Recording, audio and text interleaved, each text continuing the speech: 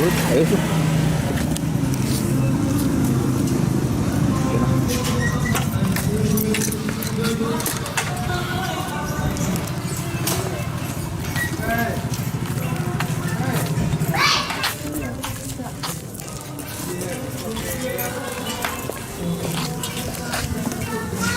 Có gì nhé? Dạ vâng. Chị em có người chú chồng chú rể. Thế à? Chú chồng gì? À.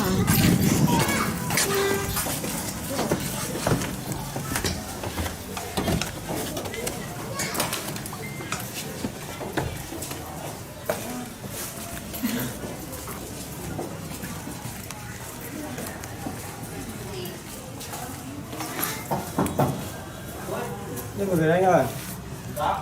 Đây là nhà tí anh à.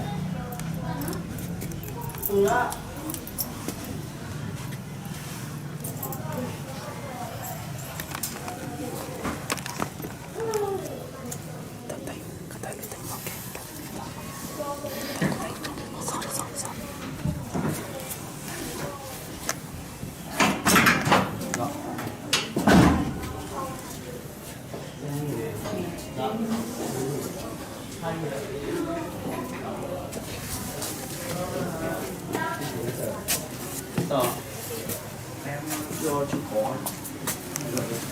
vợ Xuân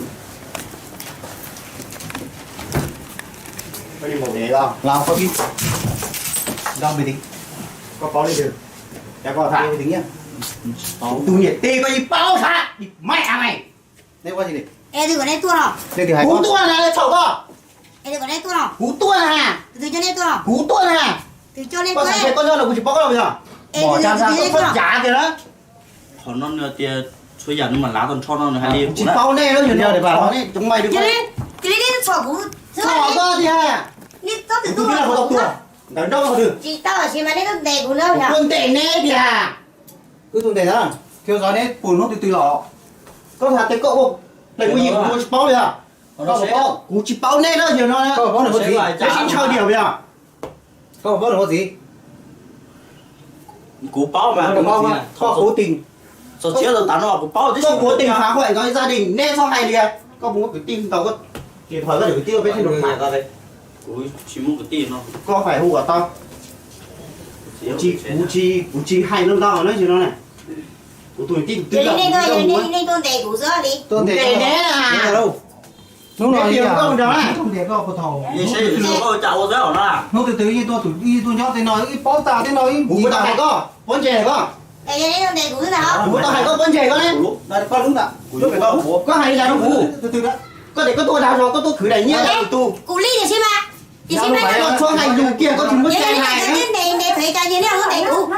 Tất cả bộ nó bộ hết rồi đừng nói cho tôi. bỏ qua hết chị ơi em chỉ thông cảm với em nhá Em thông qua em không biết là bọn nó vào đây bọn nó cử như thế nào nhưng đây là chị dâu của em đây là chị dâu của này chị dâu của này nhá em thơ giờ được bao nhiêu ngày đây rồi giờ xíu nó chỗ nói rồi chả một thằng con đây hả là chỉ nó có số coi được bộ Thì xin được đó. chị mua kia nè Giờ sáng đây nó tuần đó đó. nó thì nó chữ kia đấy con Vậy tuần này như thế này đi chơi rồi có trẻ của em có tuần đề của nó. cú phải đâu hay nó con trên mùa có cú phải tao tiền có tôi khử nhé là có khử đầy nhé được tu của chị hay có kìa Ê cụ tao khử nhiên hết tiền rồi. khử đi nó Cái gì cụ tao cụ tao thành là khử lắm đi lắm nó rồi. kìa có khử nhân số 8 có pu tới đây đâu của tu lo rồi Giờ nó chỉ đi chơi. có cái trên thả cho của mình đâu có hay đó Ai của hai kìa. của tin là con trọng của từ tao trong của từ Em có nhẹ sao? nhiều của thế chính tao có này ngoài à Giờ tao quần tao, nhà tao quần tao không? có Nhà tiền tao có quần tao tao. Mà Tao quần tao, nhà tao quần tao.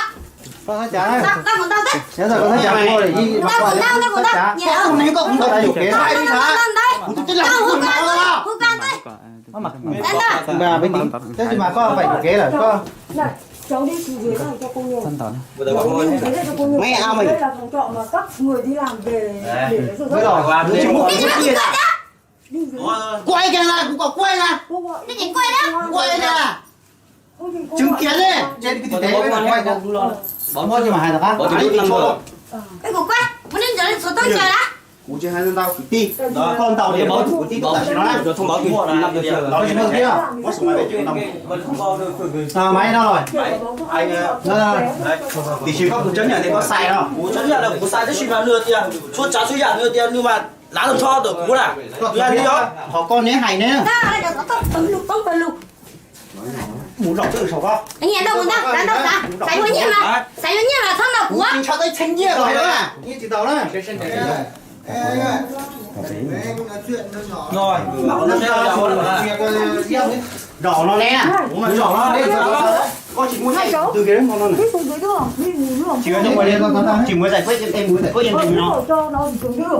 Ở đây tại vì công an người ta đi làm công nhân về đấy không được cãi nhau. biết là như thế rồi nhưng mà bây giờ đang là trong giàn không trong giàn chính muốn là nó xuống dưới này cho gia đình. biết rồi giờ đang là trong giàn chính với đầy đủ một số việc đấy đó Cô biết rồi nhưng mà to thiếu. em xin với chị em giải quyết đây luôn bởi vì em bắt tại trận em ở đây em sẽ giải quyết đây luôn Nhưng mà cái này cô không một là coi cái gì này nó không đòi nó thẳng này. tù à nhưng mà xuống nhiệt Em đi đừng xuống hoàn trên nhiệt cầu tiêu thang, luôn à trên cầu thang.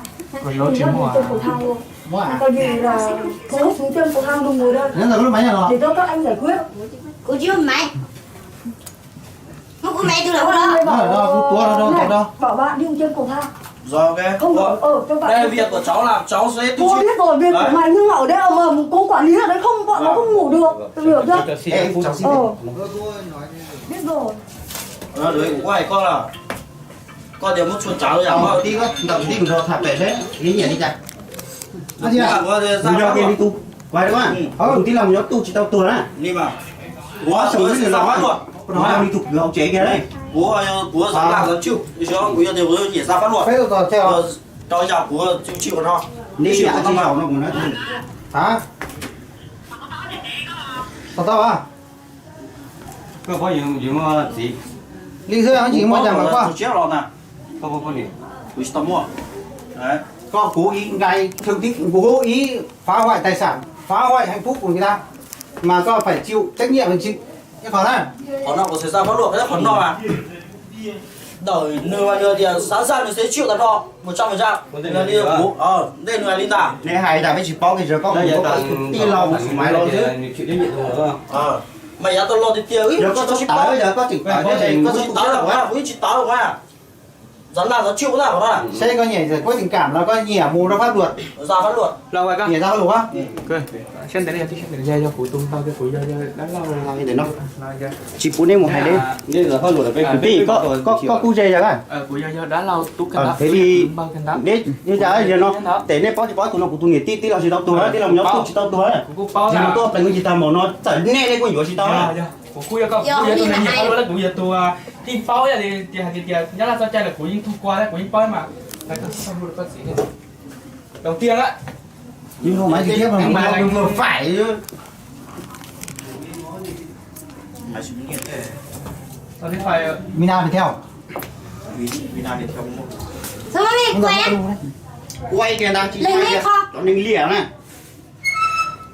Từ từ quay có tên mày cũng thả đã. Chị hủ vào là tôi á. Quen à? đó nó cái cho tôi mà bây giờ lên trai công ai đấy thằng cái hồ Cô là của chị trai à? trai công ai đi của chị xả qua tu nè kìa nó là một cái lúc rồi giờ hù được không số máy đọc số hù được không Từ sáng còn mày đi tờ mà rất quen á. nãy giờ tôi cứ gì nào của tôi tí là tua đó như kiểu rồi con nó có tua sẽ tay của thì Giờ đây là đi giờ của tôi này mà đâu rồi nhá. giờ nó tua rồi của bạn thì có ngồi thì không cái nó gọi gì đó có đó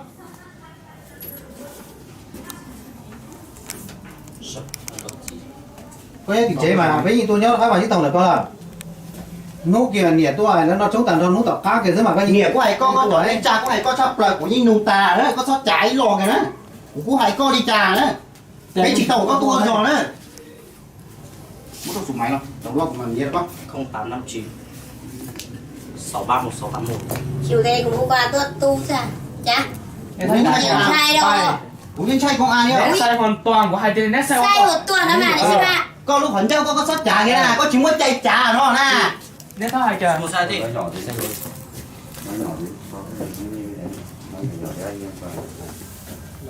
nó mà ăn nghỉ nó tao quay còn đến đây cha sẽ đeo tụi này đến những đi trà chỉ muốn xin mua cả cũng chỉ làm tao tua á 8 năm rồi. giờ xài rồi nhia giờ xài có đồng này không Tôi tổ đấy đó.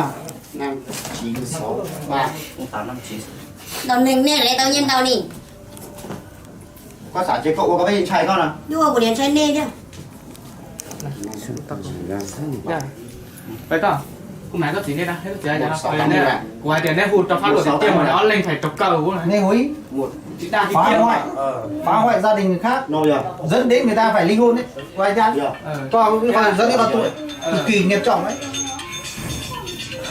cô vậy cũng không à chị đây còn muốn tu là con ai tết sẽ tu à Ủa ly mà có nhìn che nè. vậy cũng chính dễ chị mày cứ đi Có nhìn che có cú nhìn phó thì có tua lấy mà nó có chiều đây mà nó có nhìn sạc đây khai gì. Con tròn rồi thì co quên nhau nó cái xích tờ thế này.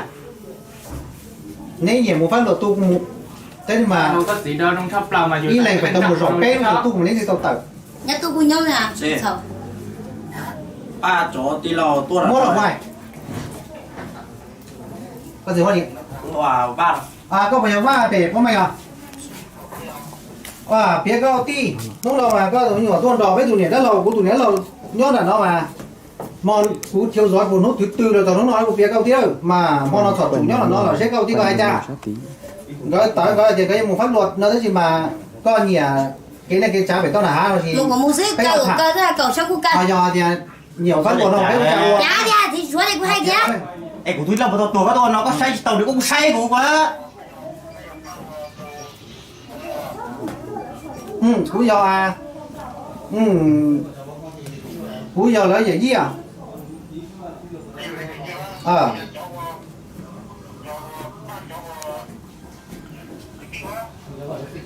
ta thấy không do hay gì do nó gửi tiền cú giờ cái gì chứ à cái tụ cứ nhắc kia nó có gì à nó làm cái mà thả có À chính giá rồi. Cú cho nó cái tụ kia cho nó cái nó tụ tí là có mua sau đi đã lại thì cho nó cái tụ một lần cái gì nó tí là cả chỉ tao tua đấy. Cả chỉ tao tua để tua nó mà tao chạy nó trở nên cái của nhiều chỉ tao mà giờ nó biết xỏ tao có tụ tú nó lại mà sẽ có một chỉ sẽ hoặc có nhiều hai đi chạy. thì à chỉ nhớ thôi được Ở nó mang cái hỏi cho mua phát luật đó chỉ của hai kia kia của đá xò lại mà cũng chỉ trai đấy có chảo cũng thế này.